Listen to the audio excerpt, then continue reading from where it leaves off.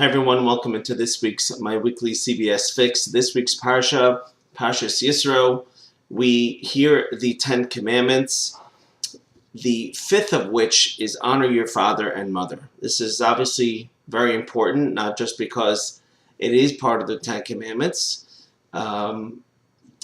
There's many reasons why this mitzvah is very important. I would like to share at least 3 of them with you. First of all, honoring parents is of extreme benefit to children. Honoring parents means when parents say to do something, do it. Why? Because of their wisdom, because of their experience. And what it really does is for children, it inputs structure into children's lives. You can do this, but you can't do that. You should do this, you should do that. You should be home by this time, not later. You're allowed to take this, you're allowed to take that. When a child lives with structure, there's no greater benefit because that child now stands for something. It identifies with a certain way of life. And that structure is very important to a child's upbringing, so much so that I'm sure if many of you people who know who had parents that had very good structure, they've probably imparted that to their own children.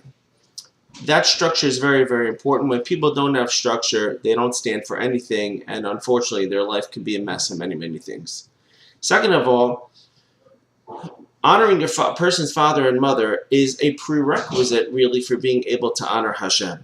Our sages tell us there's 3 agents that help create a person. Hashem, the father, and the mother. There's really 3 partners involved. And the father and mother are tangible agents that we can see, that a child can see. And a child's job is to thank that parent. But at the same time, that should act as a ladder towards, we should ultimately be thinking the 3rd agent, the most important of all 3, our Creator Himself. Because without Hashem, obviously, the first 2, our parents, can do nothing. It is all together, though, in unity, but Hashem expects we progress in our recognition. We recognize Hashem, we recognize our parents who we can see, and then it ultimately leads to having to recognize the most important of all 3, and that is Hashem, and it allows us to connect to Him. The 3rd idea I want to share with you is that there's really 2 sets of commandments. There's the first 4 and then the next 6. The first 4 all deal with laws between Hashem and us. And the second set of laws deals with laws between our fellow man and ourselves.